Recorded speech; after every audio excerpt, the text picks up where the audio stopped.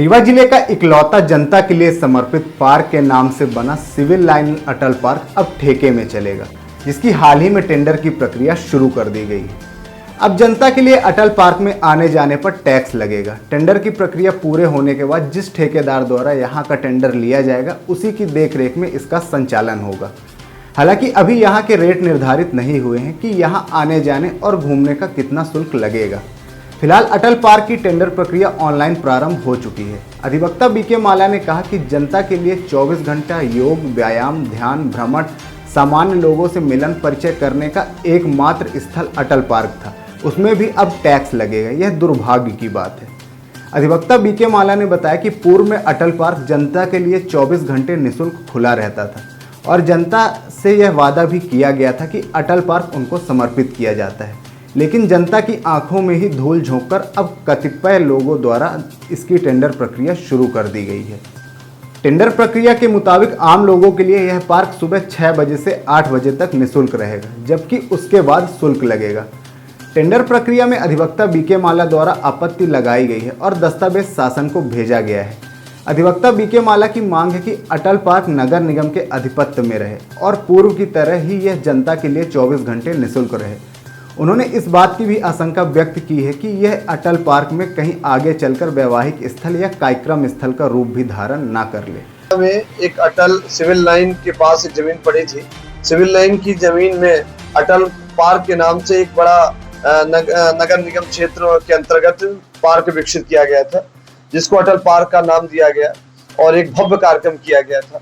अटल park जनता को समर्पित किया गया था। बड़े बड़े भाषण, बड़े बड़े वादे, बड़े बड़े आयोजन में कहा गया था कि रीवा में कोई पार्क नहीं था। वास्तव में रीवा में कोई पार्क नहीं था।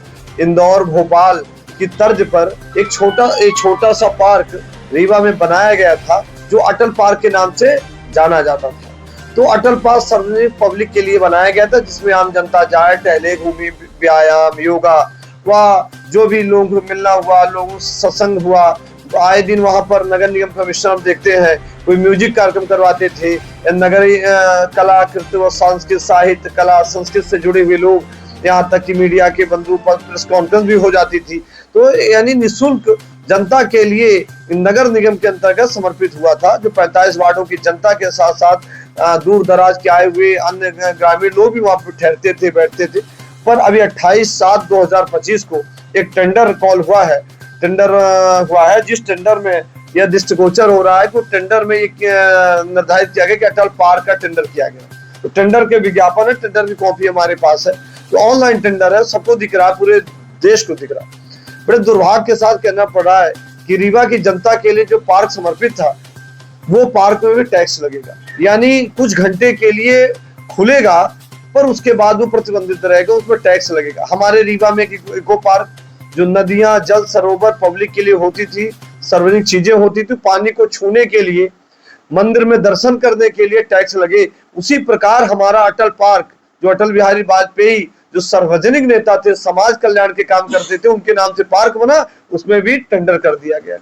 नगर निगम के पास एक ही पार्क है जो अटल पार्क के नाम से जाना जाता है। तो नगर निगम के पास पर्याप्त कर्मचारी है, पर्याप्त व्यवस्था है। इसी प्रकार भोपाल, इंदौर में अटल पार्क से बड़े बड़े पार्क है, जो प्रशासन उसको संभाल रहा, देख रहा है।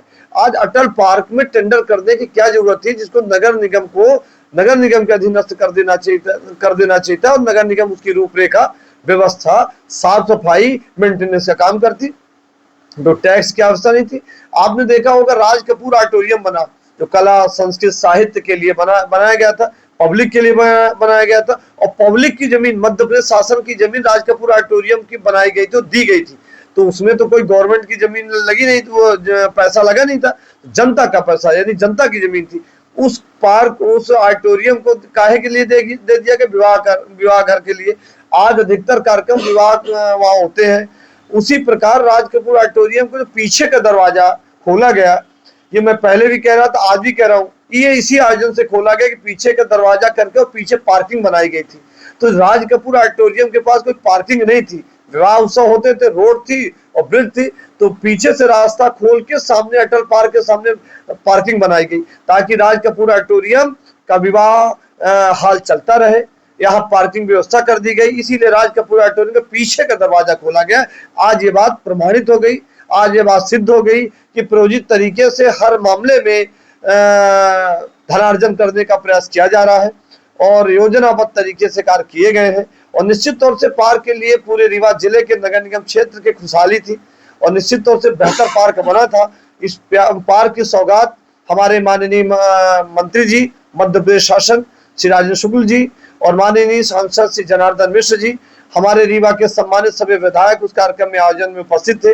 वो अटल पार्क को जनता के लिए समर्पित किया गया था, ये भाषणों में हमने सुना था और यहाँ तक यह भी कहा गया था कि जनता के लिए खुलेगा, जनता के लिए यह पार्क बनाया गया है। पर ये टेंडर होने के बाद सिद्ध हो गया कि इसकी मंशा क्या है, या आयोजन क्या है, ये प्लान क्या था।